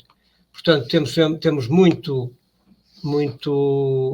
déficit de conhecimento por parte das pessoas, de resto, aquilo que diziam demonstra-se todos os dias, as pessoas, muitas, nem fazem ideia da possibilidade de o fazer e muitas que fazem acham que nunca lhes acontecerá aquelas circunstâncias que justificarão esta antecipação de vontade. E, portanto, estas diretivas de antecipação de vontade. Na instituição, o que sabemos é da implementação do processo e enquanto implementação do processo temos a amostragem daquilo que é a utilização da plataforma do RENTEV, porque as outras diretivas antecipadas de vontade não temos maneira de ter nenhuma amostragem, e dessas, só para dar um exemplo daquilo que representa em Matosinhos esse facto, e estando nós a falar de Matosinhos, que é um concelho que tem 172 mil habitantes, que são a população servida em primeira linha pela OLS, de resto é a única OLS que coincide com a totalidade de um concelho. Também é uma OLS que tem muito tempo de existência, é a mais antiga e tem muita integração deste modelo, e esta questão do RENTEV também faz parte dessa integração, e já vamos ver a seguir como. Nós temos, até agora, este ano, 222 registros feitos no RENTEV. Dada a metodologia do RENTEV, a maioria são registros de novo, algumas são revalidações de registros prévios. A maioria das vezes as pessoas nomeiam também um procurador do cuidado de saúde e um suplente, portanto, utilizam todas os itens do que lhes é permitido no esquema, e também a maioria das vezes o procedimento o que querem fazer é manifestar a sua recusa em receber sangue ou derivados em função das suas opções religiosas. Nós não temos registros nenhuns de que tenhamos conhecimento, pelo menos, de que tenha lá mais do que motivos religiosos. Portanto, isso é claro, não há que haver outra informação. E, portanto, isto é assim uma ideia daquilo que é a utilização por parte dos nossos estudantes aqui da ULS de Matosinhos desta possibilidade que a lei lhes confere em termos de antecipar vontades que certamente têm, mesmo em termos de profissionais de saúde muito mais esclarecidos e até muito próximos, acham sempre que lhes vai acontecer alguma coisa antes de outros, por exemplo a mim, e então comunicam-me coisas que querem ou não querem que sejam feitas, e eu digo-lhes que não posso fazer nada por isso, porque há um procedimento legal que lhes permite nomear-me Procurador de Cuidados de Saúde, e mesmo assim com muitas limitações em função das minhas tarefas e das minhas possibilidades, mas para alguns cenários seria possível. Portanto, as pessoas não usam as ferramentas que têm. E a maioria delas usa, contrariamente um pouco àquilo que era a sensibilidade do Sr. Engenheiro Alexandre Guedes da Silva, que usam o que está na base de dados e os itens que lá estão. Para a maioria esmagadora das pessoas aquilo é suficiente, mas também, como disse, a maioria só recusa sangue ou derivados, portanto, aquilo está explícito, mas não trazem nem acrescentam nenhum dos documentos. Fazem este registro, nesta altura, depois de 2019, como algumas outras intervenções que fazemos, achamos que era mais eficiente ser feito de uma maneira centralizada, uma vez que Matosinhos é um município muito pequeno, em termos geográficos, as pessoas não estão a mais de 15 a 20 minutos do hospital a correr mal com questões de trânsito e, portanto, resolvemos centralizar o processo, ter muito menos funcionários dedicados, menos médicos validadores, só temos 2 médicos validadores, por acaso um é hospitalar, outro é de cuidados de saúde primários, mas que fazem um registro de uma forma única e permite, para a procura que temos, nem temos espera para fazer os registros, as pessoas fazemos o registro num dia da semana, num local apropriado, evidentemente, e ninguém tem espera de mais do que uma semana para a semana seguinte. Portanto, está perfeitamente atualizado e está à disposição das pessoas. A única questão que este registro tem é que é subutilizado, como já referi. Do ponto de vista depois da utilização pelos profissionais e do acesso ao registro, caso exista, e respondendo também à questão colocada há pouco, nós não temos muito poucas interrupções da disponibilidade do sistema de informação, nomeadamente o S-Clínico, tem lá a possibilidade de acesso ao registro de saúde eletrónico. São raros, a maioria das vezes são previsíveis e, portanto, temos planos de contingência para isso e salvaguardamos esse aspecto, embora nunca saibamos com quem nos vamos ter de tomar decisões graves deste nível e nessa altura seria essencial aceder, mas são raras as interrupções, como dizia, e nunca aconteceu nenhum evento que fosse crucial ou crítico o acesso ao registro e não fosse possível por razões técnicas. Portanto, é uma questão rara, que teriam que coincidir várias coisas, todas elas muito raras, para acabar num incidente como este. Portanto, não temos nenhum reporte de nenhum incidente ou próximo de incidente deste nível e, portanto, julgamos reunidas todas as condições para que os profissionais possam aceder nos casos em que seja necessário, e não serão assim tão poucos. São poucos os casos em que feito o acesso não há registro, isso são, mas os casos em que é preciso fazer o acesso e verificar se há registro ou não são muitos mais. Aliás, isso aparece logo assinalado no S-Clínico, portanto é visível. Temos um procedimento interno para a implementação de todo este processo, com a respectiva formação de todos os profissionais neste contexto e ainda também muita da literacia que podemos fazer para a saúde, aproveitando não a interação direta com os cuidados de saúde, com os profissionais que prestam cuidados de saúde no episódio em si, mas a propósito da espera para outras atividades, para a consulta ou para outras coisas, e em termos de informação que corre nos ecrãs ou que corre noutros sítios, também há informação sobre a possibilidade de fazer estes registros e de melhorar o conhecimento das pessoas sobre a sua existência e permitindo assim que os utilizem muito mais vezes, porque acreditamos que a vontade de fazer declarações destas antecipadas é muito maior do que a expressão que existe delas. Basta falar com os utentes e para se verificar isso. O resto é uma condição fundamental do reconhecimento dos direitos que as pessoas têm e, portanto, para o exercício dos profissionais de saúde e para o exercício da atividade diária dos profissionais de saúde, era até altamente desejável que, havendo vontades por parte dos utentes, eles tivessem feito constar nos mecanismos designados para o efeito, porque nos aliviavam muitas decisões que, assim como há decisões clínicas em relação às quais não temos nenhumas dúvidas e seguimos as leis exatas e não há nenhum problema, e não havendo nenhuma diretiva antecipada, não temos nenhum problema, mas por outro lado há circunstâncias limite de eficácias de certas terapêuticas e de manter ou não terapêuticas em condições muito complicadas, e isso poderia ser um processo que questionamos muitas vezes, mas é isto que a pessoa quer que se lhe faça, mantendo este procedimento, esta terapêutica, mais algum tempo, ou não seria, e era muito útil termos esse retorno, essa informação prévia, melhor dito, por parte dos utentes. Portanto, aqui, o que eu posso dizer de uma forma resumida é que na instituição temos o procedimento ativo, verificado, controlado e satisfazendo todos os critérios de qualidade e legais vigentes. Temos a certeza de que a taxa de utilização é muito baixa e que temos aqui muita coisa para fazer em relação aos utentes. Temos uma sensibilidade significativa dos profissionais de saúde que, em muitas circunstâncias, prefeririam que houvesse diretivas antecipadas de vontade de parte dos utentes, porque tomaríamos decisões muito mais de encontro à vontade deles, dos utentes, e, portanto, teríamos aqui um procedimento muito mais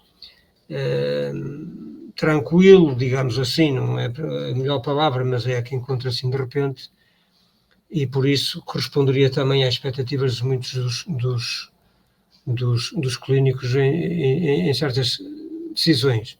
Também se percebe que algumas pessoas, mas isso é mais do ponto de vista geral e de discussão na sociedade, que estariam à espera de ter aqui a possibilidade de manifestação de algumas vontades antecipadas, mas que ainda não existem previstas, que não estão previstas nestas diretivas antecipadas de vontade, e, portanto, não é por esta via, nem por nenhuma via, que poderão exercer alguns direitos, porque alguns deles configuram a proatividade em decisões de fim de vida ou outras que estão fora do contexto legal vigente e, portanto, não permitem ainda, se é que alguma vez isso aconteça, fazê-lo, e por isso também percebo que por parte de algum setor da população exista alguma insatisfação, digamos, com a expressão daquela que seria a sua vontade nestes domínios. E, por enquanto, e assim, em termos de instituição e também daquilo que é a atividade dos profissionais de saúde, era o que se me oferecia dizer. Muito obrigado. Obrigada, professor António. É importante esta perspectiva prática que nos dá da aplicação das DAV em contexto clínico e esta questão que suscitou da sensibilidade e do melindre, muitas vezes, da abordagem por parte dos profissionais de saúde, ou da iniciativa da abordagem por parte dos profissionais de saúde, relativamente à questão da outorga das DAV e até mais da outorga do que propriamente da sua aplicação, porque isso depois será uma consequência necessária. Nós vamos agora então abrir a discussão aos nossos participantes e tentar formular o máximo de questões que foram colocadas, enquanto dava só tempo ao nosso back-office para se organizar e para nos começar a passar as questões em rodapé. Aproveitava para perguntar ao professor António, deu-nos aqui uma ordem de 200 DAV otorgadas em 2023, se retive bem os números que nos comunicou. Perguntava-lhe se tem alguma noção, se estamos a falar de uma tendência crescente de número de DAVs registadas, ou se, em comparação com os anos anteriores, se é relativamente estável este número de registros. Sim, são 222 de 2024, desde o início deste ano. Já em 2024, ok. Já em 2024. Apesar de tudo, no universo da população de que lhe falei, haverá aqui muitos milhares de pessoas interessadas provavelmente em exercer este direito e que eventualmente não saberão exercê-lo. Aí há há que insistir. Nós não verificamos um aumento significativo do número das DAV neste ano, nem nos anos anteriores. Há uma relativa estabilidade dos números. E também tendo em consideração o conteúdo que nos passou aqui na sua apresentação, perguntava-lhe, registramos com muito agrado a questão de que está prevista nos planos formativos dos profissionais de saúde da ULSM a questão específica da consulta das DAD e dos procuradores de cuidados de saúde. Perguntava-lhe se no âmbito dessas formações, se há uma abordagem da temática. Nós muitas vezes tomamos conhecimento por via das reclamações de que os utentes se sentem discriminados por serem portadores das DAD e relativamente a esse aspecto, se existe também o contraponto da possibilidade e o conhecimento por parte dos profissionais de saúde de que são titulares do direito à objeção de consciência relativamente a uma ou mais linhas das DAD, e de que forma é que, em termos dos procedimentos que nos diz que estão instituídos na Unidade Local de Saúde de Matosinhos, é que estão antecipadamente previstos mecanismos de compensação dos direitos e deveres em presença e da garantia do direito último ao direito à decisão, mas também de que, na presença de uma DAV e da concomitante existência do registro de uma objeção de consciência, o direito de acesso também não resulte prejudicado nesse percurso. Não existe, nem em termos de cultura institucional, nem em termos práticos, nenhuma diferença em termos do exercício dos direitos que as pessoas têm em função das diretivas antecipadas que tenham. Não há, isso está muito integrado e é a área mais sensível, até é a área em que eu trabalho e é a área em que há mais pessoas com manifestação destas diretivas antecipadas, que são as pessoas que recusam sangue e derivados por motivos religiosos, e isso confronta-se muito com a cirurgia e com muitas boas práticas que também exigimos dos profissionais, uma vez que as boas práticas podem até antecipar algumas destas necessidades e permitir não só tranquilizar os utentes, como fazê-los perceber que estas diretivas não colocam impedimentos dos seus direitos. É raro haver algum procedimento, mesmo na área cirúrgica, que não tenha sido realizado por via desta diretiva antecipada de vontade do utente, criando um risco inaceitável. É muito raro, teria quase que o inventar, não me lembro de nenhum caso assim, mas também é raro porque hoje temos cada vez mais conhecimento e mais recursos que nos permitem fazer os procedimentos sem recorrer a sangue e derivados. Nós já temos o objetivo de recorrer a sangue e derivados cada vez menos vezes. O ideal era nunca ter que recorrer a essas opções, como é óbvio, por todas as razões, incluindo para quem estiver nesse contexto também as religiosas. Por isso, o que se transmite aqui aos profissionais e é, como disse, muito cultura organizacional, é que as pessoas não são discriminadas a título nenhum, seja por esta razão, seja por outra razão qualquer. Nós temos uma cultura anti-estigma absolutamente estabelecida na unidade que não permite sequer a quem está nas consultas saber onde é que é o setor das doenças infecciosas ou o setor da consulta por infecção VIH, que é uma coisa completamente negativa, ou até mesmo uma área dedicada exclusivamente à oncologia, embora se perceba que acaba por existir. Portanto, a ideia é termos mecanismos de resposta que descaracterizam ao máximo as necessidades das pessoas, e, portanto, isto integra-se muito nessa visão, nessa cultura.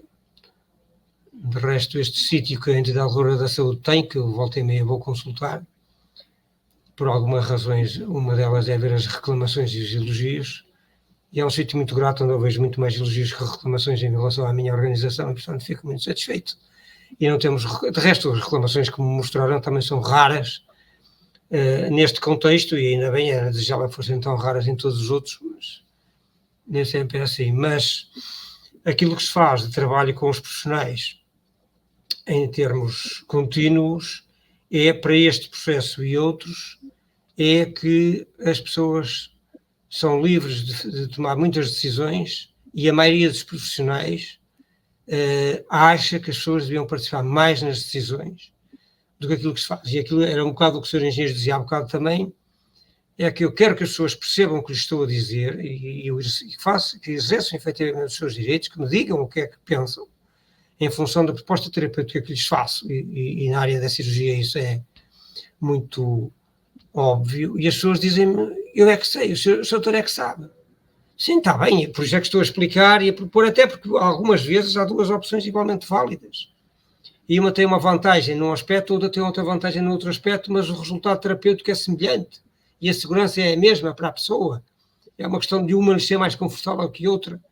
E mesmo assim é difícil. Portanto, nós precisamos de melhorar muito este diálogo com as pessoas e a atitude dos profissionais em geral, e que é o que cultivamos com eles, é de trazer os cidadãos muito mais para este processo. Aliás, quanto melhor o compreenderem, mais fácil é gerirmos o acesso, gerirmos um conjunto de outras circunstâncias, porque as pessoas estão muito mais dentro do que querem e sabem o que querem não existe ali, porque sabem qual é o procedimento, o conhecem-no melhor. E, portanto, eu punha aqui muito mais o meu foco, são as pessoas, sobretudo, e é o foco dos profissionais de saúde, e não tanto o foco dos profissionais de saúde de forma a responder ou de uma forma adequada àquele que é o exercício livre e esclarecido dos utentes em relação àquilo que pretendem dos cuidados de saúde e da prestação de cuidados de saúde.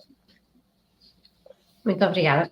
Eu dava de novo as boas-vindas a este tema, agora na pessoa da doutora Paula Romeiras, e perguntava-lhe, doutora, associando-me aqui àquilo que foi a experiência que o professor António Taveira nos trouxe, no fundo estamos a falar de um município urbano e em que provavelmente estas condicionantes de acesso podem não ter tanta relevância como noutros contextos geográficos do país. O professor António Taveira explicou-nos que, ao nível da formalização e da operacionalização dos balcões Rentev, tinha havido uma alteração na estrutura da ULSM no sentido de concentrar num balcão único e até de reduzir as pessoas afetas, porque aquelas que estariam neste momento representantes dos cuidados de saúde primários e hospitalares seriam suficientes para o registro e processamento das DAG.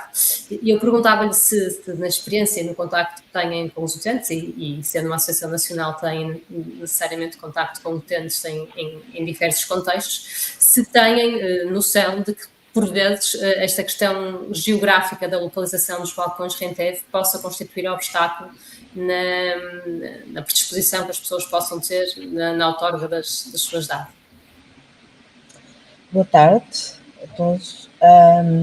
Realmente, o facto de dispersão nacional e as diferenças que existem entre os cuidados que são prestados mais no litoral e para o interior, existem muitas pessoas que têm muita dificuldade em aceder até aos cuidados de saúde,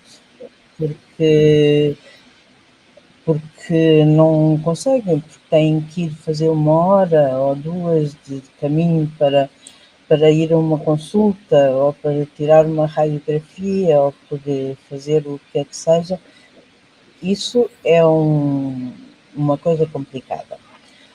Mas nós, na SPEN, tivemos a vantagem de nos ter adaptado muito ao sistema online, a conseguir chegar às pessoas através do Zoom e outros sistemas online.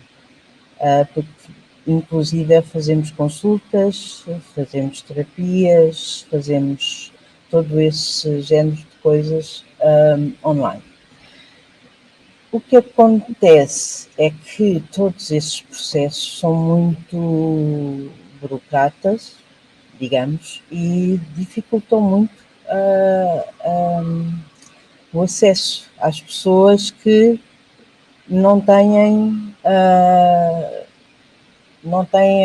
a capacidade de ir lá em pessoa a tratar do assunto.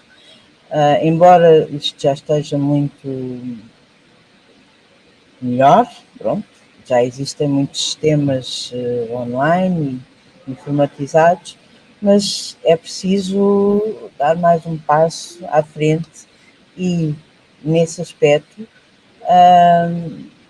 ajudava muito, claro, se tivéssemos esse sistema online em praticamente todas as unidades de saúde e assim. Muito obrigada, doutora Paula. Eu perguntava agora ao nosso back-office se já temos então questões dos nossos participantes para colocar aos nossos oradores. Temos aqui a primeira questão colocada por Fábio Pinto. Pergunta que no caso de cancelamento ou alteração da DAV, suponho, basta fazê-lo oralmente ou terá de ser por escrito? Relata que, sendo outorgante da DAV, lhe solicitam sempre um comprovativo por escrito. Se calhar, Teresa, podia-te ajudar aqui na resposta a esta questão. Claro. Como tive a oportunidade de expor, a diretiva antecipada de vontade é livremente revogável ou modificável e é livremente modificável ou revogável no todo ou em parte e a qualquer momento. Portanto, o seu autor pode a qualquer momento mudar de ideias e modificar a sua diretiva antecipada de vontade, podendo fazê-lo por escrito, ou seja, fazendo uma nova diretiva antecipada de vontade. E neste caso, o seu prazo depois é renovado. Além disso, o outorgante pode também, a qualquer momento, e através de mera declaração oral, quando confrontado com a necessidade da prestação de um cuidado de saúde, por exemplo, por mera declaração oral dirigida ao responsável pela prestação de cuidados de saúde, pode modificar nesse momento ou revogar o seu documento de DAV oralmente e esse facto, nesse momento, deverá ser inscrito no seu processo clínico e também comunicado ao RENTEV, ao Registro Nacional de Testamento Vital, se aí estiver a DAV registada, e também comunicado ao Procurador de Cuidados de Saúde, quando exista. Portanto, temos aqui estas duas modalidades. Por um lado, eu de um dia para o outro, por qualquer motivo, repenso a minha DAV e pretendo modificá-la e dirijo-me na mesma, se estiver registada, dirijo-me ao RENTEV e faço nova DAV, e depois também temos aqui esta hipótese mais no imediato, antes da prestação de um cuidado de saúde, poder eu, pensando bem, enquanto confrontada com aquela concreta situação, dizer que afinal já não quero que aquilo faça efeitos, que a DAV faça efeitos, e aí sim, oralmente, dirigido ao nosso prestador de cuidados de saúde, dizer que a quero revogar ou modificar. Portanto, temos aqui estas duas modalidades. Obrigada, Teresa. Espero que tenha ficado esclarecido. Passávamos agora para a próxima questão. Pergunta-nos João Macedo. A informação sobre a religião do cidadão é feita na colheita de dados, para que se possa cuidar de acordo com os valores religiosos da pessoa. Não entendo como é que este dado, no registro clínico, viola a lei. Expliquem esta minha dúvida, porque na formação dos profissionais de saúde, este dado é colhido e registado. O que podia... Esta questão decorre da explicação prática que nós demos da nossa decisão que levou a nossa intervenção regulatória. Se nos puderes aqui esclarecer. Muito obrigado, antes de mais, pela pergunta ao João Macedo. Pronto, e sem me querer repetir relativamente à minha exposição inicial, como disse nessa mesma intervenção, aqui o princípio que norteia o tratamento destes dados é o princípio da necessidade de conhecer a informação. E para responder a esta pergunta é preciso colocar uma outra pergunta prévia. Para que o utente em concreto, nesta situação, receba uma prestação de cuidados adequada, qual é a informação que este propósito é relevante? A informação que este propósito é relevante é que o utente recusa um determinado procedimento terapêutico, que é a recusa da administração de sangue. A título complementar e numa lógica também do prestador de cuidados de saúde e do profissional de saúde ter também uma ideia, um conhecimento mais aprofundado do tipo de utente que está, adicionalmente, acrescenta-se também a informação que essa decisão se funda nas convicções religiosas do utente. E, portanto, esta é a informação que nós entendemos que é a informação relevante e necessária para que o utente receba uma prestação de cuidados de saúde adequada. A título complementar, e não fazendo uma analogia, por exemplo, com o preenchimento das propostas cirúrgicas no âmbito do CIGIC, por exemplo, num dos manuais do CIGIC, dirigido aos profissionais de saúde, ao pessoal administrativo, etc., quando um profissional de saúde tem de preencher a proposta cirúrgica. Uma das obrigações que recai sobre o profissional de saúde, e passo a citar até o que diz o manual do CIGIC, é de registar na proposta cirúrgica os eventuais constrangimentos específicos dessa cirurgia. E entre os dados desse registro, aquilo que o manual do CIGIC refere, aponta, e estou aqui a citar, é a recusa de sangue por motivos religiosos, ou seja, sem identificar a específica religião professada pelos utentes. E, portanto, quer à luz do princípio geral, do princípio da necessidade de conhecer a informação, quer considerando também este exemplo prático que tem que ver com o manual do CIGIC, insistimos e reiteramos que é absolutamente desnecessário, neste caso concreto, que foi abordado nesta situação, o registro da específica religião que o utente professa, ainda que se possa ter a percepção que, na maioria das situações, esses motivos dessas situações, o utente professa uma determinada religião. Mas essa informação, repito, não é necessária para que o utente possa ter uma prestação de cuidados de saúde adequada neste sentido, e para que o profissional de saúde que vai assegurar essa prestação de cuidados de saúde tenha também um conhecimento mais aprofundado sobre o próprio paciente. Muito obrigada, Hugo. Passávamos à próxima questão. Helena Soares, quem é que pode aceder ao RENTEV? E aqui assumindo na perspectiva do acesso pelos prestadores de cuidados de saúde, Teresa perguntava-te quem é que pode aceder ao RENTEV. Obrigada pela questão. Várias pessoas podem consultar o Registro Nacional do Testamento Vital. O próprio utente, desde logo, como é óbvio, o otorgante de DAV, e pode fazê-lo. Atualmente temos a facilidade de o fazer através da aplicação móvel SNS 24 para os nossos telemóveis, através da nossa área pessoal do portal do SNS 24, mas obviamente quem não puder aceder por estes meios mais digitais também poderá fazê-lo junto de um balcão RENTEV. Portanto, temos desde logo o próprio utente, otorgante de DAV, a poder aceder ao RENTEV, a consultar o seu testamento vital, a sua diretiva antecipada de vontade.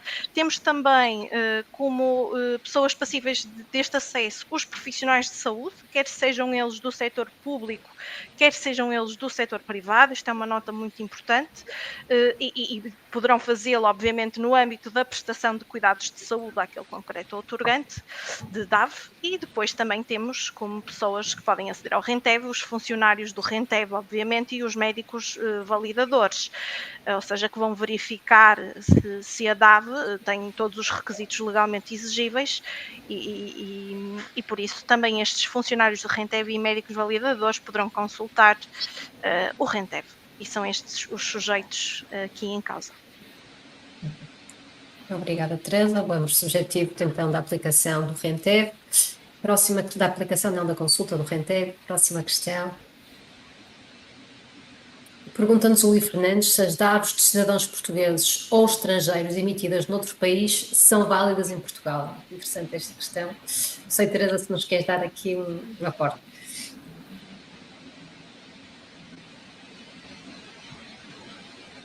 Sim.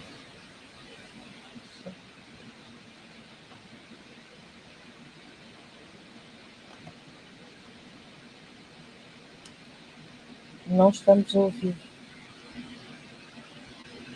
Desculpem, não me estavam a ouvir.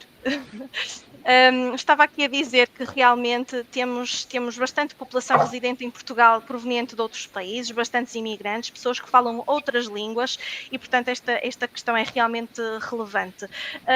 As diretivas antecipadas de vontade, quer sobre a forma de testamento vital, quer sobre a forma de procuração de cuidados de saúde, em Portugal têm que ser documentos, são documentos escritos, devem ter a assinatura do otorgante devidamente reconhecida. Já vimos que pode ser reconhecida junto de um notário ou presencialmente junto de um funcionário do RENTEV, se o otorgante quiser registar a sua diretiva antecipada de vontade no RENTEV. E como vos disse, o modelo a que a Lei 25/2012 faz referência, que é a lei que rege esta matéria, é um modelo facultativo, por isso o otorgante não está obrigado a utilizá-lo. Por isso, se um utente eventualmente tem uma diretiva antecipada de vontade que foi feita no estrangeiro, poderá efetivamente utilizá-la em Portugal, desde que ela cumpra os requisitos que a lei portuguesa impõe para as suas diretivas antecipadas de vontade. Portanto, deve ter uma assinatura reconhecida, deve estar, se caso esteja noutra língua que não o português, deverá estar acompanhada de uma tradução certificada e deverá obedecer, obviamente, aos limites que a lei portuguesa impõe. Portanto, terá de cumprir os requisitos da lei portuguesa e sim, se o fizer, obviamente que será válida. Eu aqui aproveitava o contexto desta questão também para perguntar ao professor António Taveira Gomes se efetivamente no contexto de atendimento a cidadãos estrangeiros, se porventura será um contexto de dificuldade acrescida a comunicação e a contextualização da questão das outorgas das DAV, ou se porventura nunca terá ainda acontecido. Sim, não tem sido um problema acrescido, mas acontece. Poucas vezes, mas acontece. Temos muitas pessoas que passam por Matosinhos e que vêm para Portugal e entram em Matosinhos, e muitas delas acabam por ser nossos utentes e recorrem às unidades de saúde, frequentemente com questões a precisar de tradutores, porque nós não percebemos o que eles dizem, nem eles nos percebem. Depois, a utilização das plataformas e a utilização destas diretivas, ou eles serem portadores de documentos desses, põe-se em situações raríssimas e que terão o tratamento como foi explicado. Não, terão que satisfazer sempre a legislação aplicável, que é a legislação portuguesa. Portanto, temos que lhes dizer que tem que fazer exatamente como qualquer cidadão português. Tem um documento válido que satisfaz aquelas que são as implicações, as obrigações nacionais e está traduzido, ou temos capacidade para o traduzir, e muitas vezes isto existe essa possibilidade. Nós procuramos de uma forma proativa o que é que consta e o que é preciso que se faça, mas isso, como disse, é uma circunstância de exceção. Estendia também já agora à doutora Paula Rameiras. Eu não tenho conhecimento se efetivamente a CPEM terá associados residentes em Portugal estrangeiros e se porventura de algum contexto cultural distinto se têm nessa realidade algum desafio acrescido no auxílio naquilo que seja a intermediação do regime das diretivas antecipadas da vontade. Nós temos algum contacto com estrangeiros quando vêm para cá, às vezes tentam saber mais sobre a sua doença, se foram recentemente diagnosticados. Que eu tenha conhecimento, as diretivas antecipadas de vida não é uma questão que se tenha posto atualmente connosco, que mesmo normalmente não é um tema que é endereçado, a não ser que seja especificado muito diretamente. Obrigada. Pergunto se temos mais questões dos nossos participantes. Pergunta-nos Filipa Carvalho: por que razão é que é necessário que a assinatura das DAV seja reconhecida por notário? O que pedia-te aqui ajuda neste esclarecimento? Estamos a ouvir-o. Peço desculpa. É por uma razão simples, é pela necessidade de garantir a fidedignidade do documento. Isto porquê? Porque o RENTEV não tem contacto pessoal com o outorgante da diretiva antecipada de vontade e, portanto, este requisito de reconhecimento pelo notário é, no fundo, para que o RENTEV possa confirmar, de facto, que a pessoa que está a apresentar o documento é o próprio, ou seja, é no fundo a necessidade de garantir a fidedignidade do documento, e é também um requisito de forma que se compreende, dada a sensibilidade e a importância desta matéria. Muito obrigada, Hugo. Nós estamos a aproximar-nos do tempo final do nosso painel, mas creio que ainda teremos tempo para mais uma ou duas questões, se as houver. Perguntava ao back-office se temos mais questões, e temos. Carla Diniz pergunta-nos como se constitui o Procurador de Cuidados de Saúde. Será semelhante, coincidente ao cuidador informal ou a um processo de declaração de maior acompanhado? Teresa, pedia-te que nos elucidasses. Sim, estamos aqui a falar de figuras que são estas três que a Carla aqui invoca, distintas, não é? E o Procurador de Cuidados de Saúde é constituído, é nomeado através de uma Procuração de Cuidados de Saúde, da qual vos falei. Esta Procuração é um documento que deve estar por escrito, deve estar devidamente formalizado, conter a assinatura do outorgante, devidamente reconhecida, ou junto do funcionário do RENTEV, ou conhecida por notário, e, como disse também, terá um modelo previsto pela Portaria 4/2014, que é facultativo, ou então ser escrita pela própria mão do outorgante. Portanto, é através da Procuração de Cuidados de Saúde que há a nomeação deste representante da nossa vontade, caso estejamos incapazes de decidir. E são figuras distintas, de facto, do cuidador informal. Também temos perguntas frequentes sobre esse tema. Relego para esse âmbito, para as nossas perguntas frequentes que temos sobre cuidador informal e para a nossa publicação sobre direitos e deveres, e também nesses instrumentos, nomeadamente na publicação, também falamos um pouco sobre o Estatuto do Maior Acompanhado. Portanto, relativamente a esses pontos, convido a Carla a conhecer estes nossos instrumentos de informação, orientação e apoio. Obrigada, Teresa, pela nota de todo o acervo documental que está disponível no site da ERSI e que efetivamente recomendamos a consulta, porque lamentavelmente hoje não vamos conseguir de certeza esclarecer todas as dúvidas, ainda que avancemos para mais uma questão, a tentar aqui aproveitar o tempo que nos resta.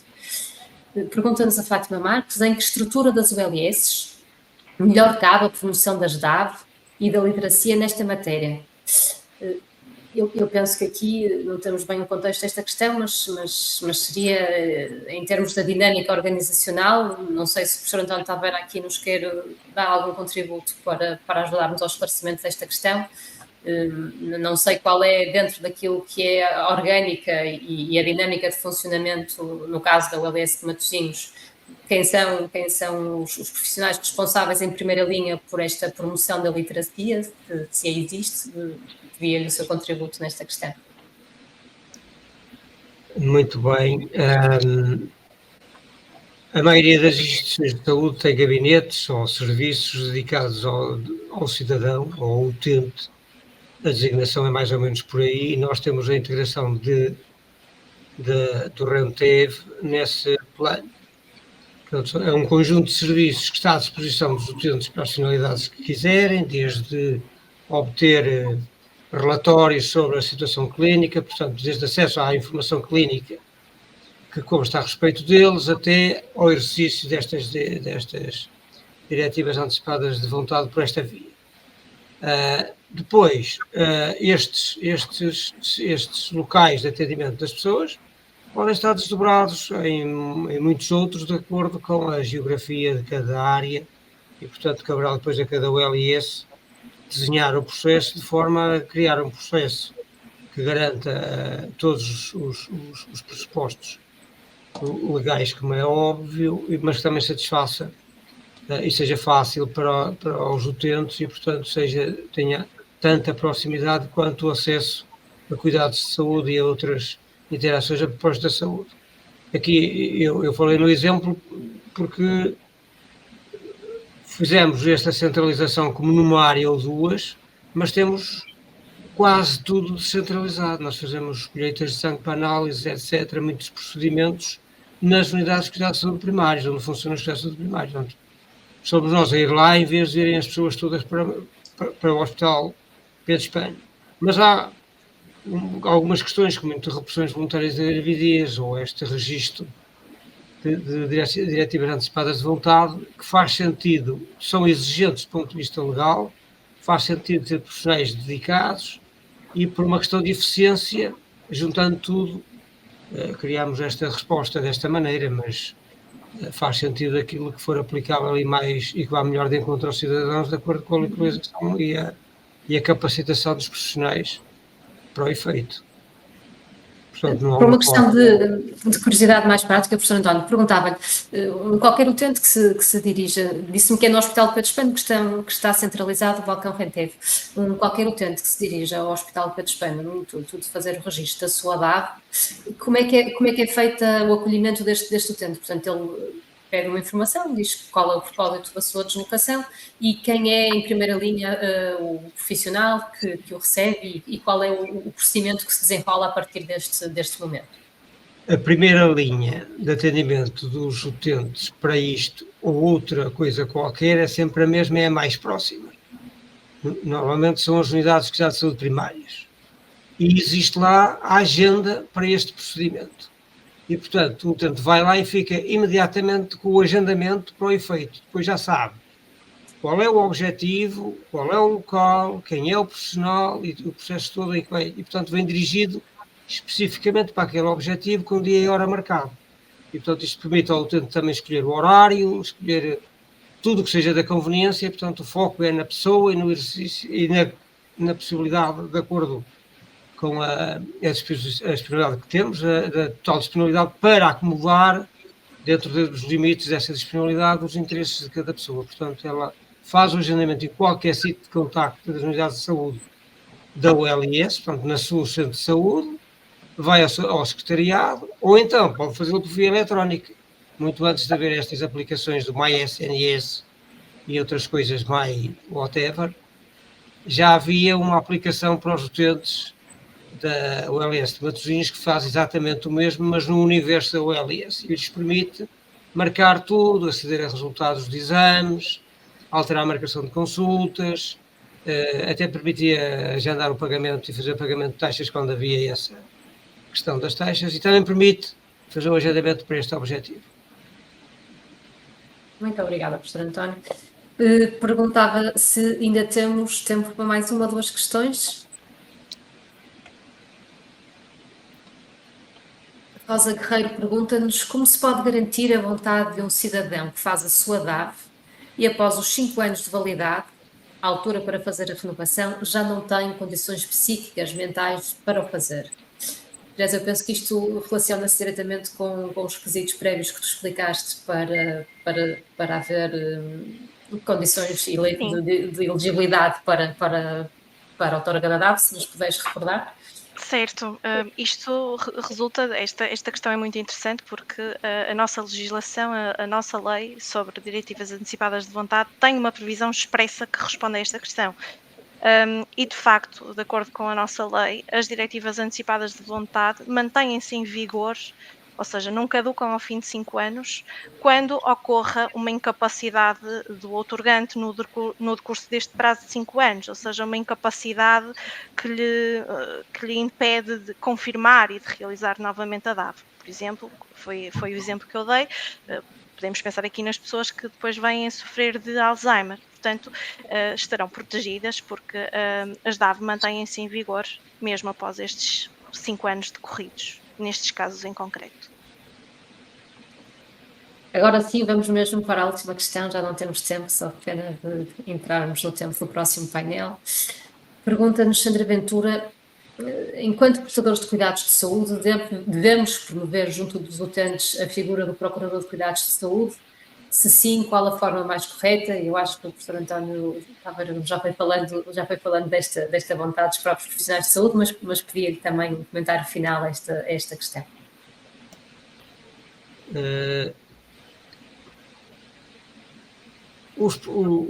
A promoção junto dos doentes é do conhecimento das possibilidades do exercício das diretivas antecipadas de vontade e das possibilidades de designar um ou mais procuradores de cuidados de saúde.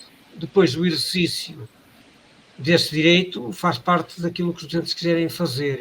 É muito importante que eles saibam que têm estas possibilidades, todas elas, e num momento único podem tratar disso tudo. Isso é muito importante e é em relação a que se for aplicável.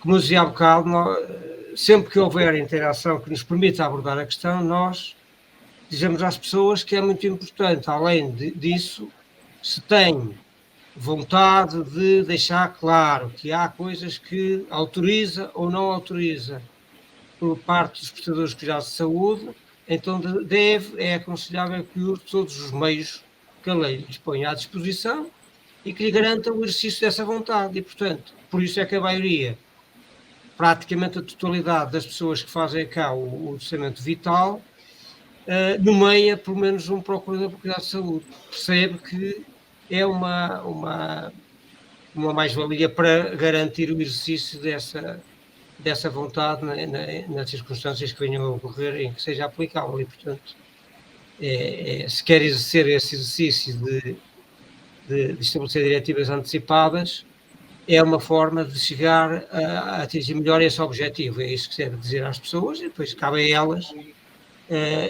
fazê-lo. Mas é importante porque para nós temos conhecimento de pessoas que podem ajudar em algumas decisões e no processo de decisão, e escusa ser um processo de decisão que incomode famílias ou outros intervenientes neste processo, havendo alguém que está do lado da representação do utente e que nos esclarece em relação a algumas das coisas que tínhamos de decidir. Muito obrigada, professor António. Agora sim, o nosso tempo chegou ao fim. Resta-me agradecer a participação de todos os intervenientes e dos contributos para as reflexões que hoje produzimos sobre as diretivas antecipadas de vontade e sobre os procuradores de cuidados de saúde. Para nós esta é uma oportunidade de aprofundarmos as diferentes perspectivas em presença e de evoluirmos na intervenção regulatória que todos somos os chamados a fazer. Muito obrigada e continuação de uma boa tarde e de umas ótimas jornadas.